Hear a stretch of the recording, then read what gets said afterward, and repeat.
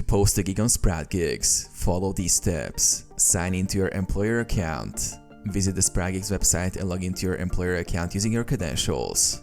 If you don't have an account yet, sign up as an employer. Go to the Post a Gig section. After logging in, find and click on the Post a Gig or Create a Task button, usually located on the dashboard or navigation menu. Fill in the gig details. Title. Give your gig a clear and catchy title. Description. Provide a detailed description of the task, including the requirements, how workers should complete it, and any proof that they need to provide. Payment. Specify the payment amount for completing the task. You can set a fixed price per task. Category. Choose the relevant category for your gig. Number of workers. Indicate how many workers you need for the task. Set payment method. Choose how you want to pay the workers, usually via PayPal or other available methods. Submit and post. Once everything is set, review your gig details and click post to make it live. Workers can then start completing your tasks.